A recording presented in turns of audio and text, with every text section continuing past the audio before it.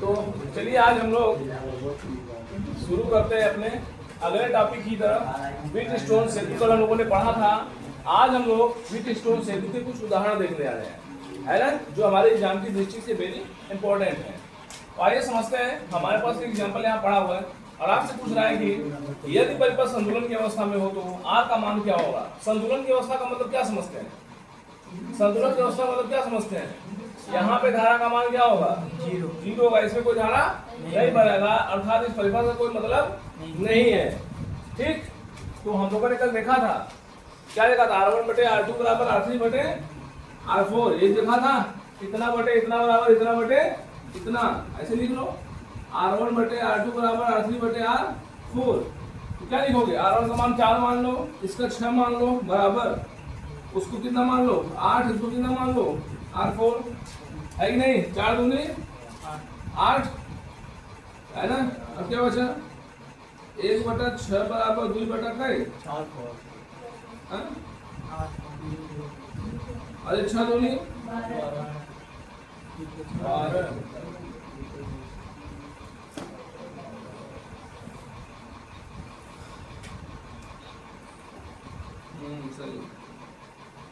सही तो ना 12 R4 बराबर 6 दूनी 12। समझ? इस तरीके से हमारा R4 का मान क्या होगा? 12। अगर आपको प्रतिरोध का मान ज्ञात करना होगा तो इस तरीके से आप आराम से ज्ञात कर लेंगे। बहुत ही सिंपल होता है। ठीक, ये एक सवाल हो गया। दूसरा सवाल आपसे पूछेगा, कैसे पूछेगा?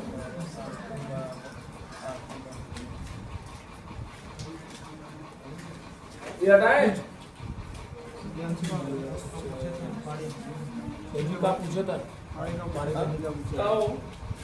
जी, वही 3 ओम है। ये 3 ओम में धारा नहीं बह रही है।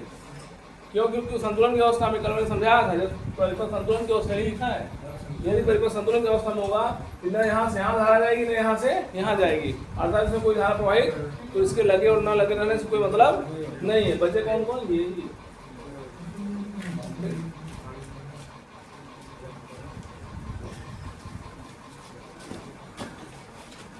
अब देखो, एक सवाल ऐसे भी आता है,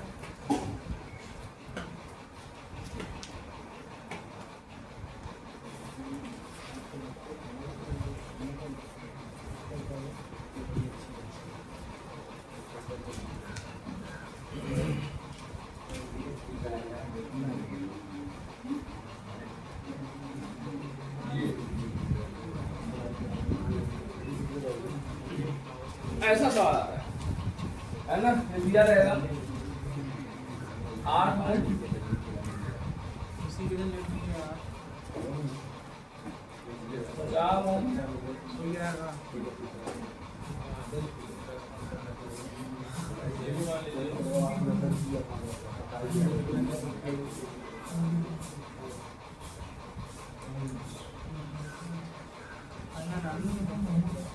ऐसे दिया रहेगा तो कहेगा ये भी है ना, वो फिगर है।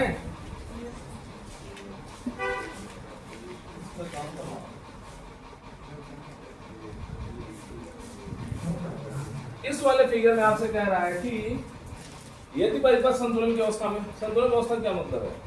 यहाँ बैटरी दिया हुआ है, मान लो 12 वोल्ट, और आपसे पूछ रहा है कि बताओ, ऐसे मान लो ए, इसको मान लो B, ए व बी के बीच तुल्य प्रतिरोध का मान पूछेगा। क्या पूछेगा? ए व बी के बीच, दूसरा सवाल है, सवाल नंबर 2, दूसरा सवाल, ए व बी के बीच, बी के बीच क्या तुल्य प्रतिरोध बता, ये आपसे पूछेगा। Equivalent resistance between A and B, ये आपसे पूछेगा। बताओ।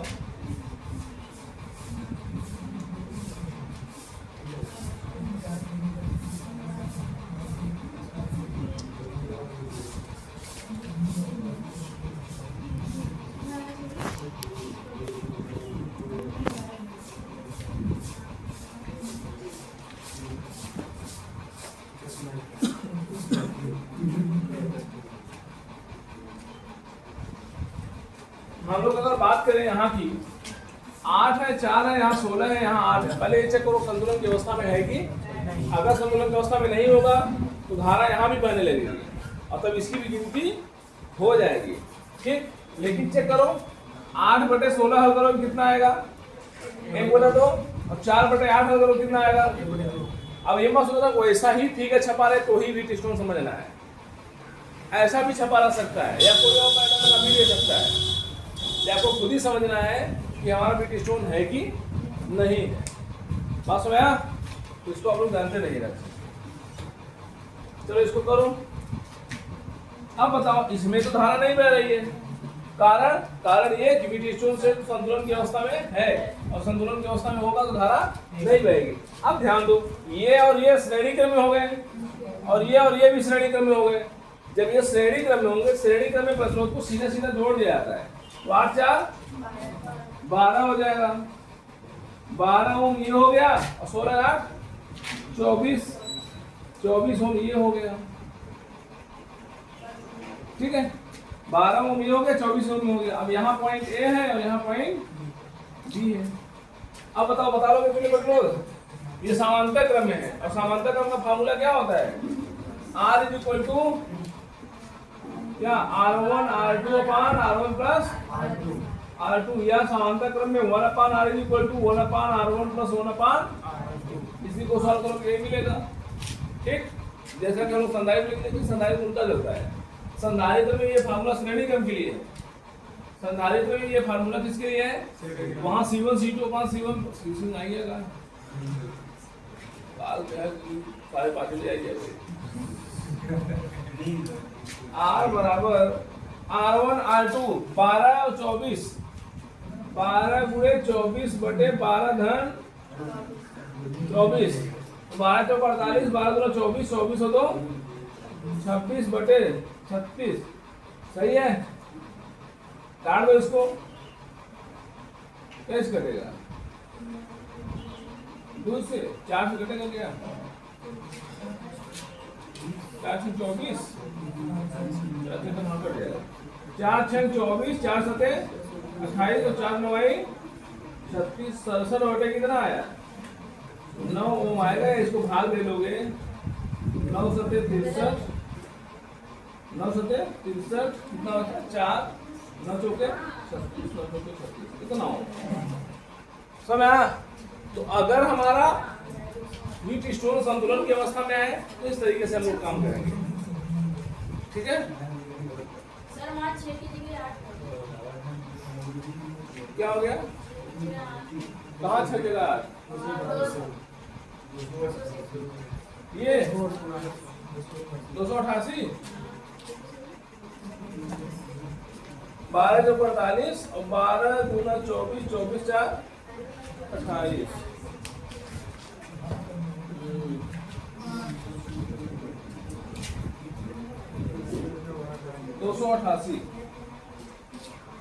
288 अपॉन कितना अब कट जाएगा कैसे 4 से काटो 4 7 28 4 दूनी 8 4 9 36 9 कई ओम आ गया 8 ओम आ गया। ठीक है, यानी कुल प्रतिरोध का मान कितना आएगा 8 ओम आएगा। चलिए इसको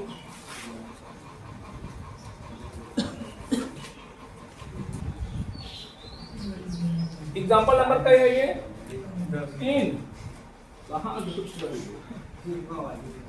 अच्छा एग्जाम्पल नंबर 3 अगर सो गया है देखो यहाँ पे ध्यान से समझो। जब आप यहाँ चलोगे आपको कितने रास्ते मिल रहे हैं 2 रास्ते मिल रहे हैं मिले। जब आपने यहाँ से चला ध्यान से देखो और आपको कितने रास्ते मिले हैं 2 रास्ते। यहाँ से जैसे यहाँ पहुंचे कितने रास्ते मिले 2 और दोनों में एक एक प्रतिरोध लगा है, दोनों में एक एक प्रतिरोध लगा दो लग गया। सेम कहानी उधर से भी तो है, सेम कहानी उधर से भी तो है। क्या करो सेम कहानी में है ना, यहाँ से देखो 2 परिपथ है और 2 प्रतिरोध लगा दो, एक यहाँ टंगाओ एक यहाँ टंग गए। अब ध्यान दो अच्छे समझो, इसका वाला जो लाइन है ना और इसका वाला जो लाइन है इन दोनों के बीच में इन दोनों पॉइंटों के बीच में, यानी उधर वाले के और इधर वाले के, उधर वाले के और इधर वाले के, यानी उधर वाले के और इधर वाले के बीच में क्या लगा हुआ है, एक वर्तुल लगा हुआ है जिसका नाम है कई ओम, 5 ओम, ये 4 ओम है, ये 4 ओम है, ये 4 ओम है, ये 4 ओम। इस फिगर को आप इस फॉर्मेट में तैयार कर सकते हैं, ठीक है। अगर कभी ऐसा फिगर आपको सामने नजर आए तो दिमाग चला लेना कि अभी व्हीट स्टोन की तरह ही है, व्हीट स्टोन ही है, तरह क्या व्हीट स्टोन ये भी है, क्योंकि यह संतुलन की अवस्था में है। और वहां भी आप देखोगे जब सवाल कराया गया है संधारित्र वाले में, तो मैं इसकी गिनती नहीं किया हूं, चेक करो, ऐसा फिगर बनवा करके मैं इसको छोड़ दिया हूं, आप 5 ऐसा फिगर बनवा करके मैं इसको छोड़ दिया हूं, C1 C2 को श्रेणी क्रम में, C1 C2 को श्रेणी क्रम में हल करके फिर दोनों को समांतर कर दिया हूं, ठीक। इसका मतलब क्या है, इसका मतलब यह है कि बीच में कोई धारा प्रवाहित नहीं हो रही है। अब बताओ तुल्य प्रतिरोध का मान क्या होगा, इसके लिए तुल्य प्रतिरोध क्या होगा, तुल्य प्रतिरोध क्या हुआ, तुल्य प्रतिरोध बोलो, इन दोनों को जोड़ दो, 4 4 4 4 8 8 का 4, समझ आया ना, बोलो, ये हो गया, ये हो गया, फिगर तैयार हो गया, इधर 8 इधर 8, समझ आया। अब 8 8 का समांतर कितना होगा, 4 आएगा, समझ आया ना। तो C बराबर C1 C2 upon C1 plus 4 गुणे 8, सॉरी 8 गुणे 8 बराबर 8 धन 8 बराबर 4 ओम, 8 × 64, 8 × 16, 16 चौका, इस तरीके से सवाल करो, समझ आया, बोलो जल्दी लगाओ तो।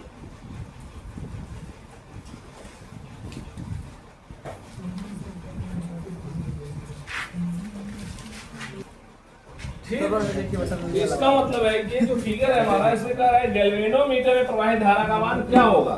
गैल्वेनोमीटर कहाँ लगा है भाई, यहाँ लगा है, अर्थात आपसे पूछ रहा है इस वाले परिपथ में धारा का मान पूछ रहा है, इस वाले परिपथ में धारा का मान पूछा। पहले ये चेक करो कि ये गैल्वेनोमीटर, सॉरी ये हमारा व्हीट स्टोन है कि नहीं है। हमने इतना बटे इतना रखा, 10/6 आया, और 10/5 आया, इधर 10/6 आ रहा है, 10/5 आ रहा था, ये बराबर नहीं है। अगर बराबर नहीं है इसका मतलब सेतु संतुलन की अवस्था में नहीं होगा, मतलब यहाँ धारा अलग बह रही होगी और यहाँ धारा, और जब अलग अलग धारा बह रही होगी तो समझ जाओ एक में धारा ज्यादा होगी, एक में कम होगी, तो खटाक से जिधर ज्यादा होगी उधर से कम की तरफ इसमें से भी चल पड़ेगी। अगर ये लोग बराबर होते तब तो यहाँ धारा, भाई जितनी धारा यहाँ जा रही होती है उतनी धारा यहाँ भी जाने लगे तो क्या होगी, क्या होगी, क्या इसमें धारा जाएगी, नहीं जाएगी। लेकिन यहाँ धाराओं का मान क्या हो जाएगा, अलग होने के कारण इसमें धारा का प्रवाह हो जाएगा। अब इसको कैसे हल करोगे, किरचॉफ के नियम से। अब सब कुछ भूल जाओगे, टेस्टों का कोई नियम कानून काम नहीं करने वाला, सारी कहानी टेस्टों की फेल हो गई। अब ये फिगर देखकर के मत समझना कि व्हीट स्टोन है, यहाँ व्हीट स्टोन का कोई संबंध नहीं है हमारा, ठीक। अब देखो कैसे हल करोगे इसको, IG का मान निकालना है। किसका मान निकालना है, आपको बताना है जी, माने यहाँ पे जो करंट है IG उसकी वैल्यू पूछ रहा है आपसे। IG माने current in galvanometer, current in galvanometer.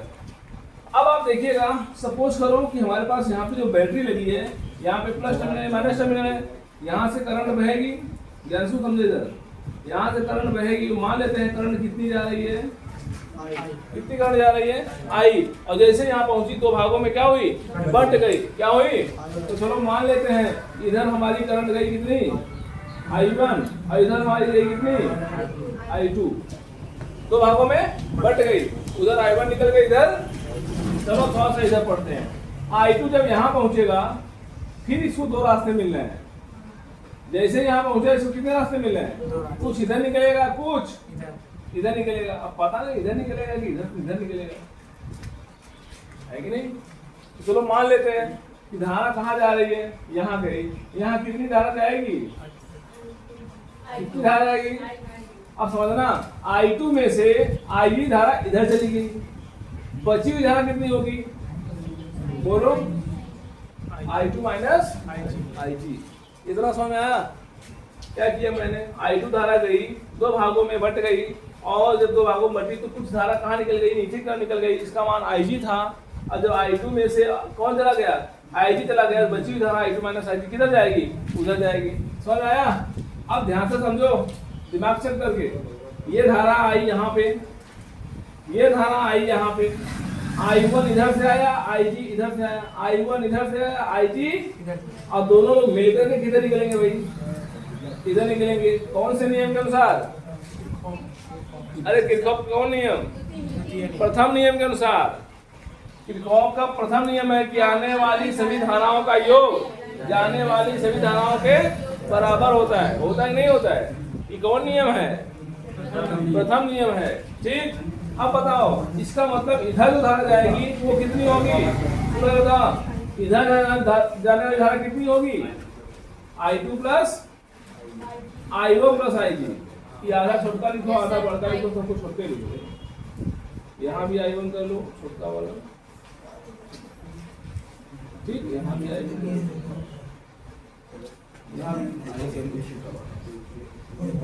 ठीक है, क्योंकि आधे छोटा बड़ा नहीं। यहाँ हो गया हमारा I1 इधर से आया, IG इधर से आएगा, तो I1 प्लस IG इसमें निकल जाएगा। अब ध्यान दो, ये साहब आएंगे यहाँ, ये साहब आएंगे यहाँ, आने वाली सभी धाराओं का योग जाने वाली धारा के क्या होगी, बराबर। चेक करो, और ये कितना आना चाहिए, यहाँ कितनी धारा निकली है, आई निकली, यहाँ से आना कितना चाहिए, इसका मतलब इन दोनों को जोड़ने पर धारा आई मिलनी चाहिए। चेक करो, दोनों को जोड़ो, I2 माइनस IG प्लस क्या, I1 प्लस IG, क्या होगा हमारा, IG से IG क्या बचा, I1 प्लस, अब I1 प्लस I2 कौन है, यहाँ देखो, I1 प्लस I2 किसके बराबर है, समझ आया ना? इसका मतलब इसको हम क्या लिख सकते हैं, I लिख सकते हैं। इसका मतलब जाने वाली धारा होगी हमारी किसके बराबर होगी, I के बराबर होगी। इतना जानते हैं, किसी भी परिपथ में जो जाने वाली धारा होती है वो आने वाली धाराओं के योग के क्या होनी चाहिए, बराबर होनी चाहिए। ये हर जगह प्रथम नियम अप्लाई होगा। अब ये हमारा कंस्ट्रक्शन तैयार हो गया। अब क्या बनाओगे, लूप बनाओगे। क्या बनाओगे, लूप बनाओगे, और लूप बनाने आप लोग मान ही रहे। देखो इसमें इधर तीर दिखा रहा है, इधर तीर दिखा रहा है, लेकिन इसमें ऐसे चलो ऐसे चलो, दो तीर ऐसे हैं, इसमें धारा ऐसे आते हैं। फिर से देखो, तीर इधर जा रही है, इसमें तीर इधर जा रही है, इसका बाद धारा ऐसे गई है, ऐसे घूम के चली जाइए। अब इधर नहीं मिली है, मान लो एक है ना, तो क्या करोगे, लूप नंबर 1, इसमें भी लूप बना दो, मन करे तो ऐसे बना दो, बना दे बोलो भाई। और इसमें धारा किधर आ रही ना, बोलो भाई, कैसे बनाए, ऐसे बना दे, क्योंकि देखो एक इधर एक इधर, ऐसे बना देते। लूप नंबर 2, एक लूप यहाँ भी जो दिख रहा है, इसमें धारा देखो, रास्ता दिख रहा है भाई। लूप नंबर, ए चंचल मार्ग सुस्त हो जाओ,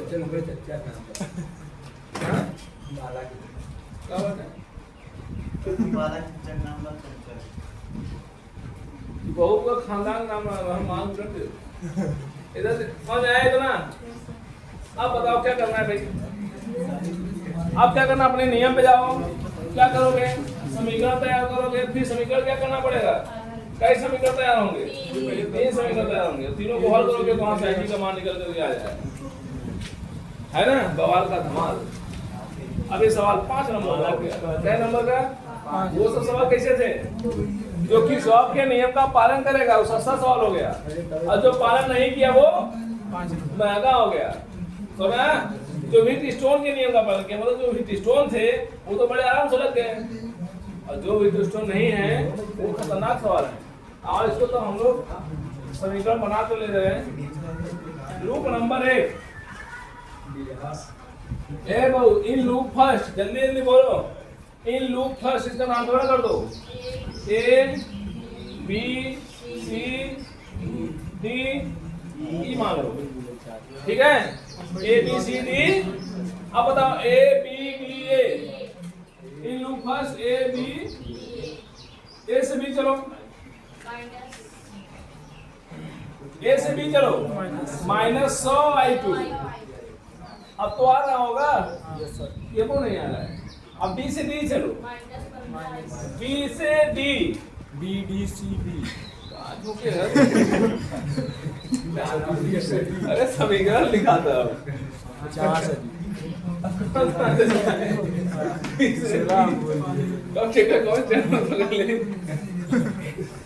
बी से डी चलना है। जब बी से डी चलोगे, आई जी में कितना हो, मैं 15, तो दिशा में है ना, तो -15 आई जी। अब देखो इधर चलोगे, डी से ए, प्लस डी से ए, और ये इधर जा रहा है, हम इधर जा रहे हैं। 60i1 प्लस में बराबर क्या है? 0।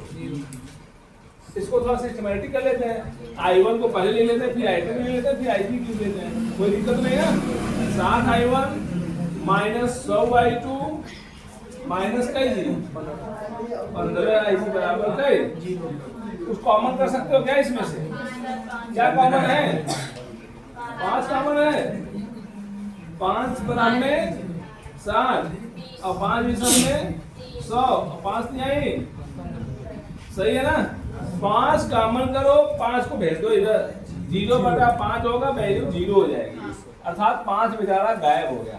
समीकरण number 1 in loop second, in loop second. Loop second क्या है भाई? B D C B D, B हाँ बी लूपवा देखते हैं, B D C B B D C समझा ना? B D C B, B D C B. अब बी से डी चलो, बी से जब डी चले, वहां हमारे चलने की दिशा, धारा की दिशा सेम है, तो 15 होगा, प्लस में माइनस में, बोलो माइनस में 15 आगे कौन है? डी से सी चलो, डी से सी चलो, 5 प्लस में माइनस में 5 क्या i1 प्लस बोलते आओ, देखते रहो सही सही है। सी से बी, अब यहाँ प्लस हो जाएगा, plus 10 10 i2 minus i2 minus ig बराबर क्या? सिंप्लीफाई करो, ढक्कन ओपन करो, minus 15 ig minus 5 i1 minus 5 ig plus 10 i2 minus 10 ig बराबर। और सिंप्लीफाई करो, यहाँ पे 5 ig है, यहाँ 15 ig है, 10 ig, सबको हल करो ना यार। अब देखो सबका चिन्ह भी बदल दे रहा हूँ, सबका चिन्ह भी क्या कर रहा हूँ, यहाँ 5 i1 है, माइनस में इसको प्लस में कर दे रहा हूँ, ठीक? 15 ig 5 ig, 15 5 20 10 22 ig हो गया, प्लस में कर दो इसको, चिन्ह बदल दे रहा हूँ। अच्छा पहले i2 की लिख लो, i2 है ना यहाँ पे, कई i2 है? 10 i2, प्लस में तो क्या कर दो, माइनस में कर दो, 10 i2 और प्लस 30 ig, प्लस 30 बराबर क्या है?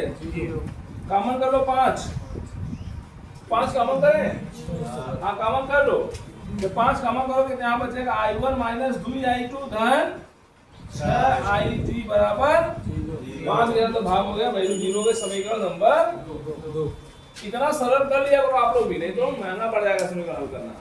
वही पूरा करो, कहीं 1200 दिखेगा, कहीं 14,000 दिखेगा, समस्या हो जाओगे। समीकरण number 3 loop third, in loop third, loop third कैसे चले इसका लूप करें, ए डी सी ई, ध्यान दो, ए डी सी ई, ठीक? A B C E A B C ई,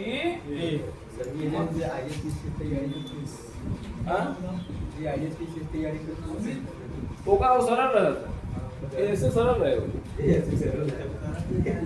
ए से डी चलो, ए से डी चलो, 60 i1 है, 7 ओम है, तो माइनस 60 i1, अब समझते हैं आप लोग। अब फिर कहां से डी से सी चलो, फिर माइनस लगाओ, 5 i1 प्लस आई टी। अब आगे चलो सी से ई, सी से ई कोनो जने नहीं। अब ई है वहां पे, ई से ए चलोगे तो एक मिला बैटरी क्या वोल्ट की है, दिशा में चले आओ तो वैल्यू क्या प्लस में जाएगा, बराबर गए।